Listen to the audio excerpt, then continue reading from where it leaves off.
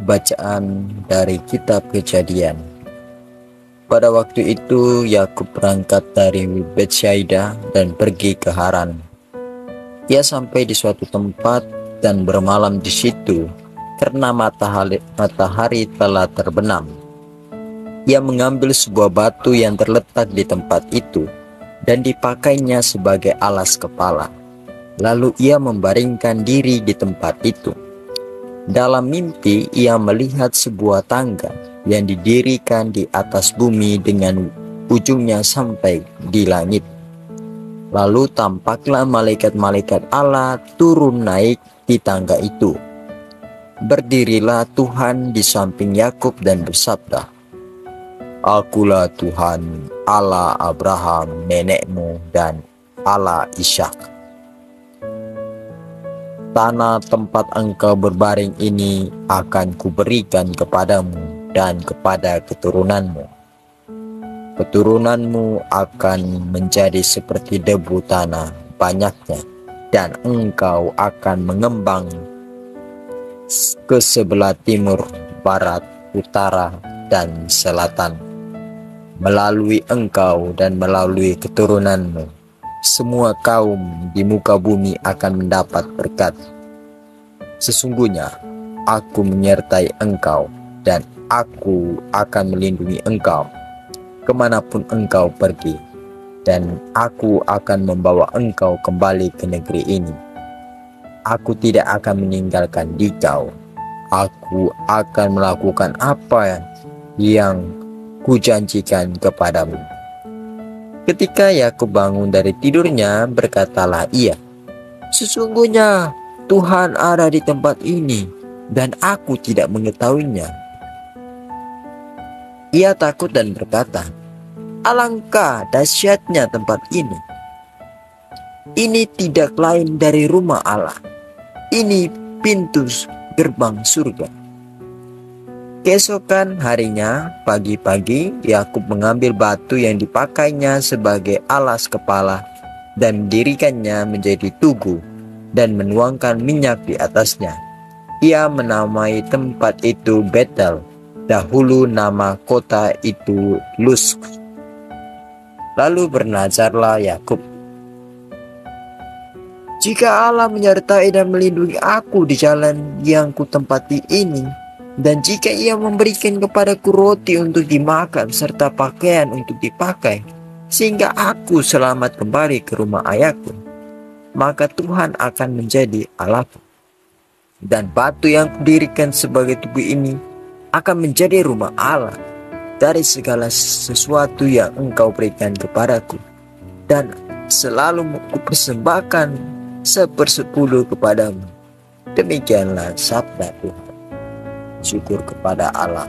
Mazmur tanggapan referen, "Allahku, padamulah aku percaya." Orang-orang yang duduk dalam lindungan yang maha tinggi dan bermalam dalam naungan yang maha kuasa akan berkata kepada Tuhan, "Tuhanlah tempat perlindungan dan kubu pertahananku, Allahku yang kupercayai." Referen, "Allahku, padamulah aku percaya." Sungguh dialah yang akan melepaskan engkau dari jerat nangkap burung, dari penyakit sampar yang busuk. Dengan kapaknya ia akan menundungi engkau di bawah sayapnya, dan engkau akan berlindung. Kesetiaannya ialah perisai dan pagar tembok. Referen, "Allahku, padamulah aku percaya." Sesungguh hatinya melekat kepadaku, maka aku akan meluputkannya. Aku akan membentanginya, sebab ia mengenal namaku. Bila ia berseru kepadaku, aku akan menjawab. Aku akan menyertai dia dalam kesesakan. Referen, "Allahku, padamulah aku percaya." Bait pengantar Injil. Haleluya, haleluya, haleluya. Penebus kita Yesus Kristus telah membinasakan maut dan menerangi hidup dengan Injil. Haleluya, haleluya, haleluya. Semoga Tuhan beserta kita sekarang dan selama-lamanya. Inilah Injil Yesus Kristus menurut Matius. Dimuliakanlah. Sekali peristiwa, datanglah kepada Yesus seorang kepala rumah ibadah. Ia menyembah Dia dan berkata, "Anakku perempuan baru saja meninggal, tetapi datanglah, letakkanlah tanganmu di atasnya, maka ia akan hidup." Lalu Yesus pun bangun dan bersama murid-muridnya mengikuti orang itu. Pada waktu itu, seorang wanita yang sudah 12 tahun lamanya menderita pendarahan maju mendekati Yesus dari belakang dan menjamah jumbai jubahnya. Karena katanya dalam hati, "Asal ku jamakan saja jubahnya, aku akan sembuh." Tetapi Yesus berpaling dan memandang dia serta berkata, "Teguhkanlah hatimu, hai anakku, imanmu telah menyelamatkan engkau." Maka sejak saat itu juga sembuhlah wanita itu. Ketika Yesus tiba di rumah kepala rumah ibadah itu dan melihat peniup-peniup seruling dan orang banyak yang ribut, berkatalah ia, "Pergilah, karena anak ini tidak mati, tapi tidur." Tetapi mereka menertawakan dia. Setelah orang banyak diusir, Yesus masuk. Dipegangnya tangan si anak, lalu bangkitlah anak itu. Maka tersiarlah kabar tentang hal itu ke seluruh daerah. Demikianlah Injil Tuhan. Terpujilah Kristus.